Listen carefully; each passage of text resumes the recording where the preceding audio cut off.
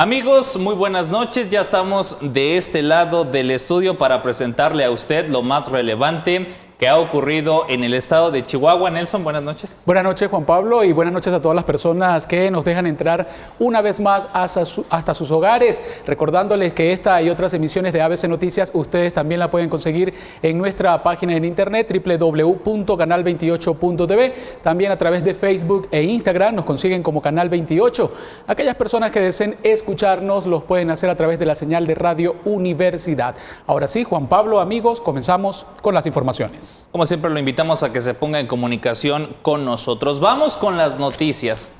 El periodo de aislamiento que estamos viviendo podría provocar un incremento en el número de personas, que consumen sustancias tóxicas como método para eliminar la ansiedad del encierro.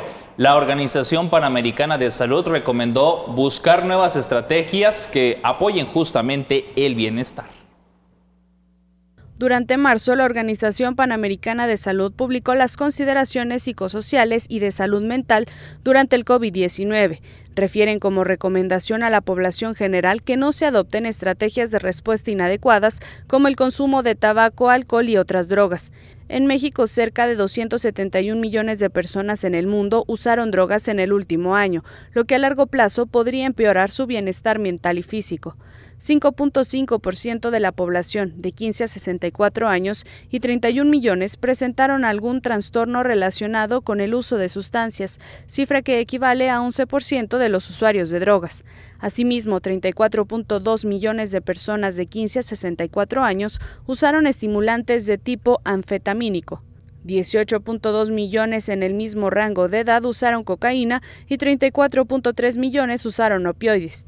El Instituto Nacional de Abuso de Droga refiere que el coronavirus que causa COVID-19 ataca los pulmones, podría representar un peligro particularmente grave para quienes vapean o fuman tabaco o marihuana. Las personas con trastornos por el consumo de opioides y metanfetaminas también pueden ser vulnerables debido a los efectos que esas drogas tienen en la salud respiratoria y pulmonar. Además, las personas con trastornos por consumo de drogas que son más propensas a la población en general a no tener vivienda o a estar encarceladas, y estas circunstancias presentan problemas únicos con respecto a la transmisión del virus causante del COVID-19. Todas estas posibilidades deben ser el centro de una vigilancia activa mientras se trabaja para comprender mejor la amenaza emergente por salud. Para Canal 28 informó Catherine Gallegos. Y siguiendo con este tema, en Ciudad Juárez se ha detonado la depresión en familiares de contagiados y fallecidos por COVID-19, pleitos conyugales, maltrato físico a mujeres y niños, además de intento de suicidio. Lo peor es que, según expertos, las cifras no son nada alentadoras para los siguientes meses. Conforme a la línea telefónica de emergencia 911, el mes de mayo ha sido el más crítico por las 80 llamadas que se hizo por parte de la población para pedir auxilio por casos que se relacionan con el arraigo domiciliario de familias completas en prevención del contagio por COVID-19. En el desglose del reporte se apunta que de los 55 llamados, corresponden 30 a depresiones causadas por la pérdida de un ser querido por enfermedades que giran en torno al COVID-19, además de un fallido proceso de duelo porque no pudieron despedirse de ellos. Además, se registran 20 peticiones de auxilio por riñas conyugales, muchas de ellas reportadas por vecinos de los afectados y otras detectadas por policías municipales durante patrullajes. Los otros 5 restantes corresponden a un intento de suicidio en la vía pública y los demás por abuso de alcohol, regularmente de jefes de familia, que derivaron en pleitos con la esposa y maltrato a niños, lo que motivó algún tipo de denuncia. Jesús Jiménez Cardoso, maestro de Salud Pública en la UACJ, dijo que la ciudad contempla un estado de pérdida, en algunos casos de la libertad y otros por fallecimiento de un familiar, pero en los dos casos no se tiene por qué enfrentar el sufrimiento de forma heroica, por lo que es importante buscar ayuda especializada. Calificó el consumo de alcohol en casa como devastador, en medio de un confinamiento que altera las emociones, por lo que el establecimiento de rutinas y nuevos deberes son formas para atajar la violencia. Canal 28. Preste usted mucha atención a la siguiente lista de riesgo. y es que el peligro de contagiarse del COVID-19 no es el mismo en un parque, en una peluquería, en un banco o el transporte público. Es importante que usted identifique muy bien cuáles son los lugares que son más riesgosos. Las filas en los bancos son largas y lentas. Para muestra este par de sucursales al norte de Chihuahua capital, la gran mayoría toma su distancia y se acomoda bien el cubrebocas antes de ingresar. Pues larguita, pero pues necesitamos el servicio del banco, entonces ni modo, sí hay que esperar. Por la distancia y pues hacer la limpieza de uno mismo, ¿no? ¿Ahorita qué transacción va a hacer? Recoger utilidades. ¿Y qué tal la fila? Bastante tiempo. Falleció mi papá y yo he ido a varios bancos. Por ejemplo, en este banco me percaté que no usan ni la careta las personas que te atienden. En los otros bancos sí la han estado usando. Ellos pues no veo que tengan muchas medidas, ni la gente tampoco. Según la Organización Mundial de la Salud, el virus del COVID-19 puede vivir hasta 72 horas en superficies como el acero, pero hay algo más importante que usted debe de saber. Los termómetros o semáforos de contagio que han emitido autoridades de salud en algunos países de Sudamérica para tratar de frenar los contagios están divididos de la siguiente manera: bajo, transporte en bicicleta, casa; medio, farmacias, vehículos; medio alto, centros comerciales, restaurantes, oficinas pequeñas, consultorios médicos; alto, bancos, supermercados, cines y escuelas; muy alto, hospitales, transporte público, bares, eventos religiosos y gimnasios. En el transporte. ¿Por qué? Porque se amontona mucho la gente. Sí, muchos van sin los cuidados que deben de ir. ¿Y acá qué tal la fila? Aquí sí, todo, o sea, estamos guardando la distancia, todos aquí vamos muy bien. Las recomendaciones, si se toman a la ligera, luego vendrán las consecuencias. Cuídese y cuide a los suyos. Pues ahorita creo que los que están funcionando son los esenciales. Donde he visto más problema es en los supermercados, en las tiendas grandes. Sí, al inicio, al entrar, sí se tienen los controles, pero la gente dentro del súper, en el área de frutas y verduras, por ejemplo, ahí se aglomera mucho la gente. Pues los supermercados también, la gente no respeta en la fila. Anteriormente nos estaban dejando entrar también de uno por uno, pero ahorita ya no, y muchos andan, pues hasta 2 o 3 personas por familia afuera en la calle, entonces pues no creo que se vea mucho avance en esto. Con imágenes de Cristian Granados, Juan Pablo Tello, ABC Noticias. Para las personas que nos han preguntado por qué las ferreterías y las papelerías siguen abiertas, hay que recordar que son establecimientos de alguna manera complementarios porque la industria de la construcción ya está operando y evidentemente que necesitan abastecerse, al igual, Nelson, que en las escuelas, que si bien, bueno, no hay clases todavía, pero a los muchachos se les siguen encargando tareas. Así es, y es que aunque existe una alerta máxima en el país, la movilidad sigue también aumentando y por ende las cifras pues van hacia arriba. Vamos por ello a revisar el panorama actual del estado del COVID-19. Como ustedes ven en pantalla, los casos confirmados 2.140, se suman 58, recuperados 544, se suman 2, en defunciones desafortunadamente 362, se suman 14 en las defunciones, descartados 2.220, menos 15 hubo en esta oportunidad, sospechosos 1.468, se suman 113 casos.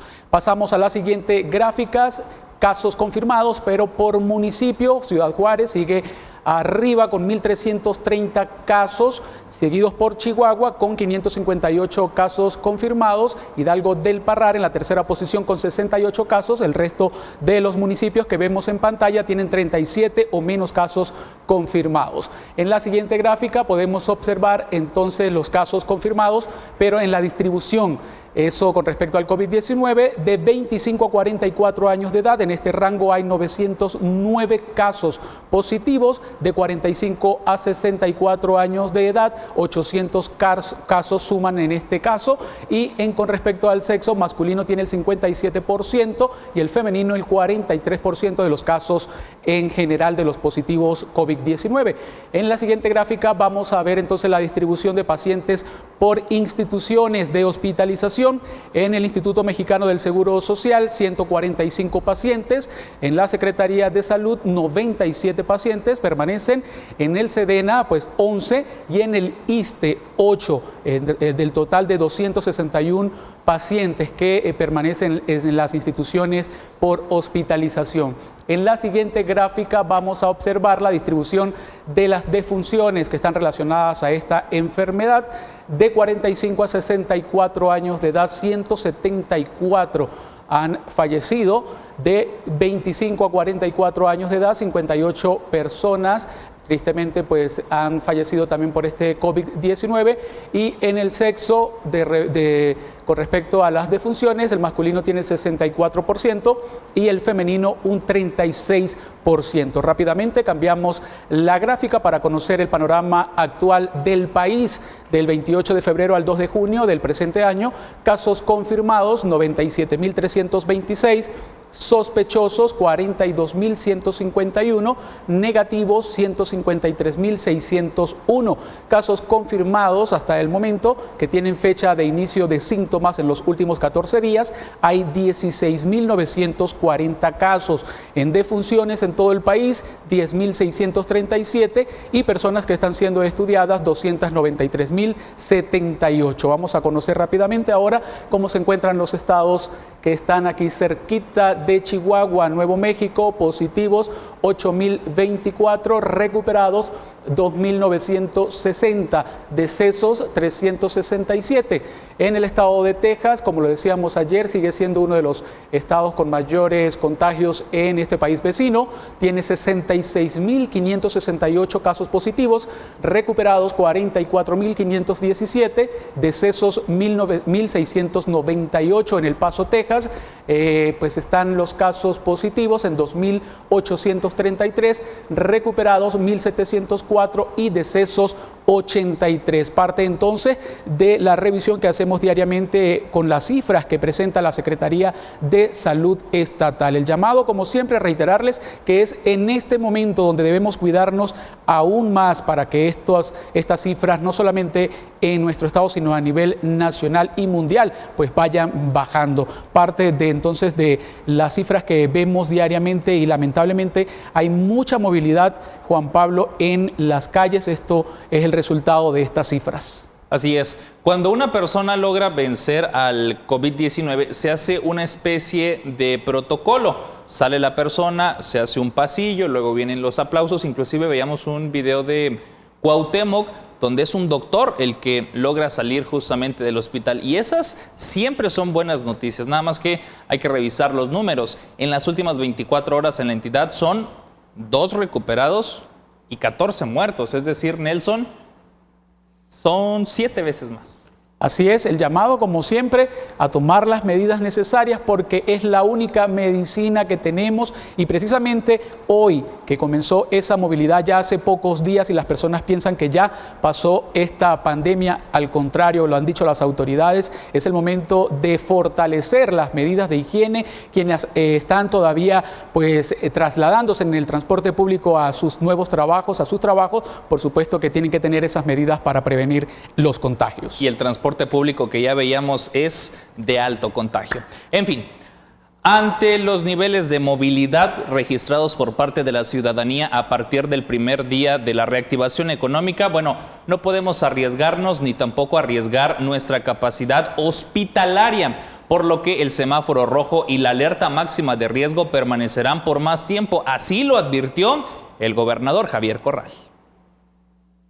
No se han relajado las medidas de confinamiento, de resguardo en casa, permanecen para la mayoría de la población, por supuesto para las escuelas, pero hemos reabierto en algo las actividades laborales y ello ha generado una movilidad. Sin embargo, fruto de esa reapertura, pues la gente ha sentido que ya estamos del otro lado, que ya pasó lo peor. Debo informarles que no es así. Seguimos teniendo en el estado de Chihuahua, como en el país, un nivel muy alto todavía de transmisión. Lo que necesitamos es quitarle velocidad a esa transmisión. Necesitamos ir controlando el descenso, así como controlamos que la curva no subiera muy alto para que no superara la capacidad instalada en el sistema de salud. Estamos en semáforo rojo, esto es donde se contiene la máxima alerta, el máximo riesgo. Todavía hay un porcentaje alto de incidencia diaria de contagio, hay un porcentaje alto de la tendencia del síndrome, esto es de los casos activos, casos que tienen una detección en el transcurso de 14 días. La movilidad ha aumentado considerablemente, lo que nos hace pensar que el semáforo rojo va a tener que durar más tiempo. En la medida en que más ampliemos la movilidad, más va a durar la alerta máxima de riesgo.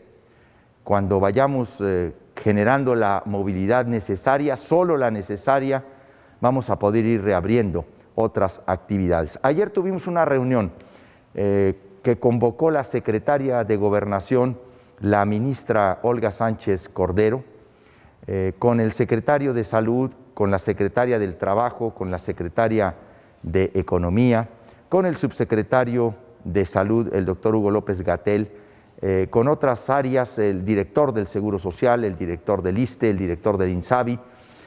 Nos hemos puesto de acuerdo para que vayamos analizando de manera conjunta el gobierno federal y las entidades federativas los indicadores, sobre todo la proyección logarítmica del contagio, obviamente el porcentaje de la movilidad que se está generando en los estados y estar midiendo muy bien la tasa de incidencia en el estado y la estadística de incidencia diaria del contagio. Hemos acordado revisar junto con el gobierno federal todos los martes ese semáforo, ponernos de acuerdo durante el miércoles y jueves, y se acordó que el gobierno de la República no va a publicar ningún cambio de color, ninguno, que no sea con el consenso de los gobiernos de los estados, porque somos los que tenemos la información pues más cercana, más precisa, los que estamos al frente realmente de la contingencia, los que estamos revisando el nivel de ocupación hospitalaria en términos reales y los que tenemos, por cierto, las cifras más actualizadas en términos de las plataformas que recogen la información de lo que es la epidemia. Seguimos presentándole más información. Chihuahua es el estado más eficiente en la contribución de impuestos según el tabulador del SAT, que lo coloca como la entidad más responsable. El gobernador del estado publicó en sus redes sociales que Chihuahua se ubica como el número 1 a nivel nacional en el trabajo del Servicio de Administración Tributaria en eficiencia y eficacia de recaudación, que gracias a un esfuerzo de la Secretaría de Hacienda del estado de Chihuahua se ha logrado combatir la elusión y evasión fiscal, así como se ha logrado el apego a la normatividad. En las tablas de la Secretaría de Hacienda y Crédito Público y el SAT se observa que Chihuahua, que tiene más eficiencia recaudatoria, en color rojo, tiene además una amplia eficiencia de operación y cumplimiento normativo. Ocupa además el tercer lugar en ejemplaridad. Chihuahua estuvo por muchos años en el lugar 20 a nivel nacional y durante esta administración se logró erradicar la corrupción e incumplimiento que imperaba en el estado. Para Canal 28 informó Catherine Gallegos.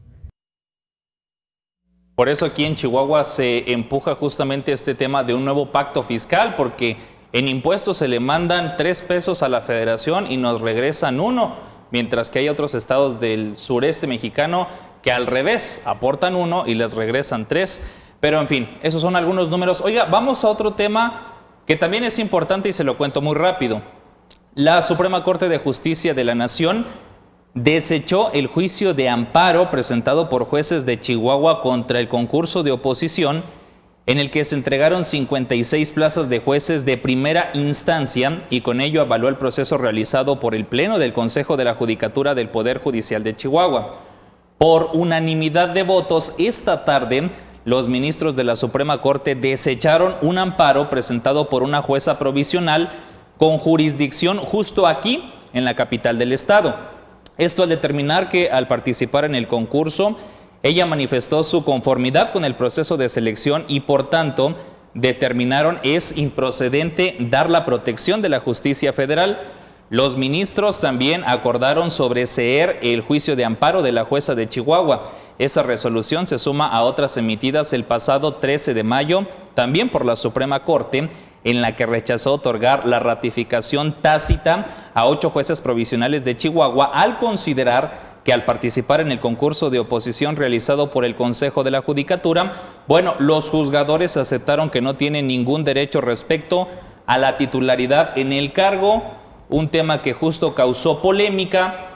En este concurso de oposición se hablaba de una serie de irregularidades, sin embargo la Suprema Corte fue quien tenía la última palabra y eso es lo que decidieron los ministros. Entonces las cosas van a transcurrir de manera normal en el Poder Judicial.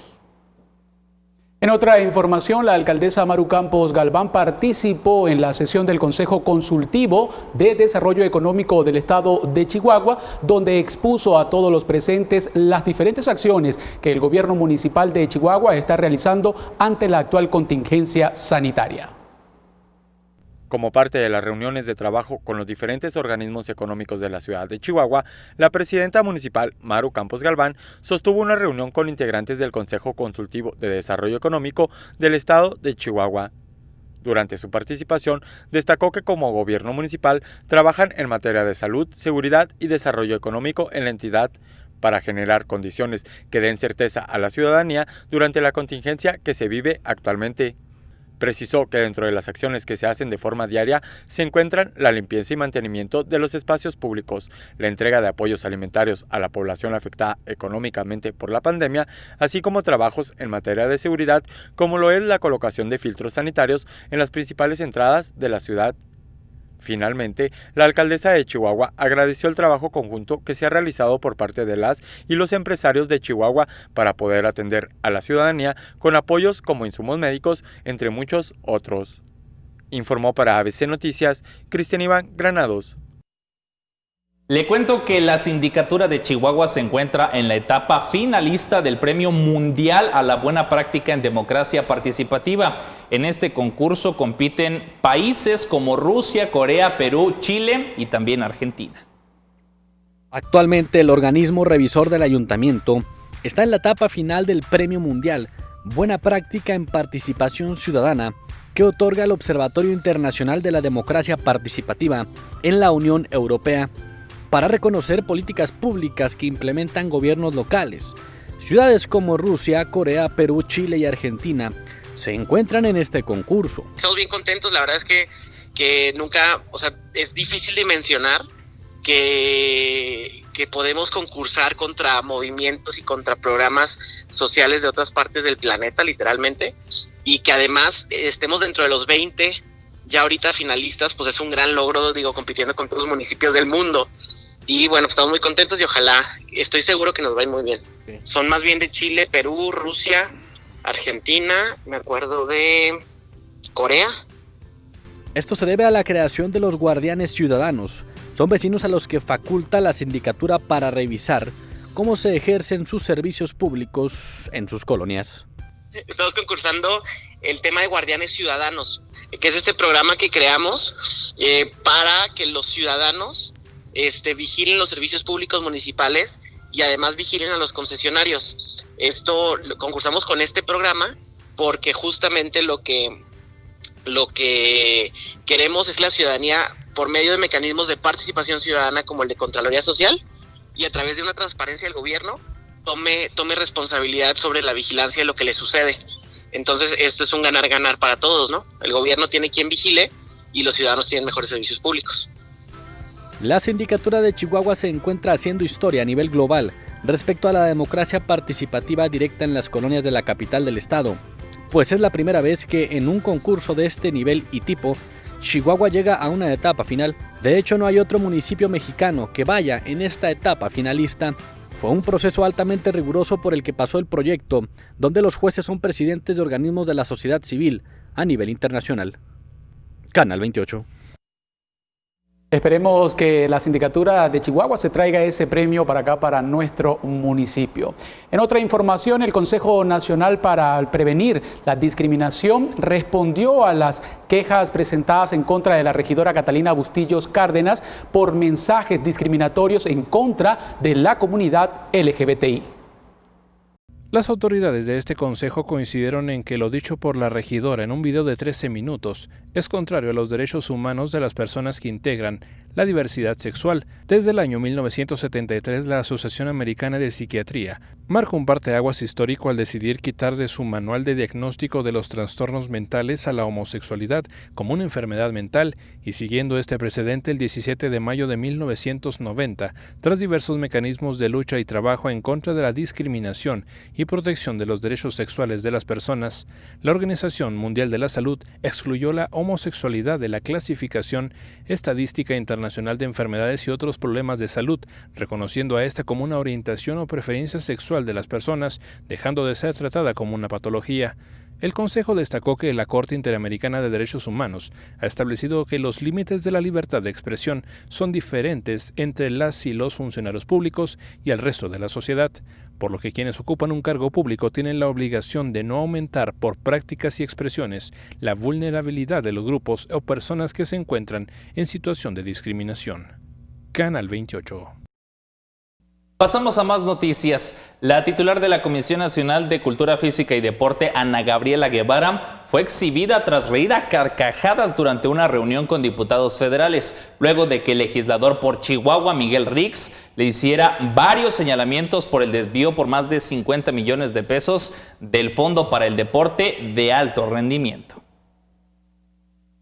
El diputado federal por Chihuahua, Miguel Rix, denunció a través de su cuenta de Twitter la burla de la cual fue víctima por parte de la directora general de la Comisión Nacional de Cultura Física y Deporte, la exmedallista Ana Gabriela Guevara, con motivo de los señalamientos por parte del legislador en los cuales acusaba de daño patrimonial y corrupción al interior del organismo del deporte en México.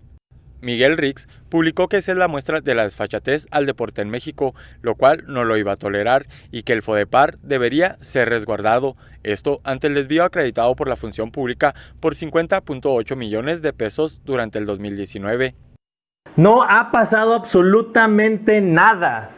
Como nada ha pasado en el combate de los corruptos, que justamente aquí se ríen, y de la corrupción en lo que va de este sexenio de cuarta transformación, por supuesto. El FODEPAR no es el problema. El problema son, por ejemplo, las noches que el encargado de operar el fideicomiso pagó en el Hilton Garden Inn de Nueva York con un costo de casi 36,000 pesos la noche, mientras los atletas tienen que batallar para conseguir un vuelo. Repito, el problema no es FODEPAR, el problema es que a pesar de haber más de 50 millones de pesos de daño patrimonial en un fideicomiso de 298 millones de pesos, no se actúe en contra de nadie. Informó para ABC Noticias, Cristian Iván Granados. Bueno, hubiera sido quizá prudente también del diputado haber mostrado en ese momento las pruebas, y si las tiene, pues evidentemente que proceda en consecuencia para que se castigue todo aquel acto de corrupción. Con esta información nos vamos a nuestra primera pausa en ABC Noticias. Ustedes no se vayan, que ya regresamos con más información.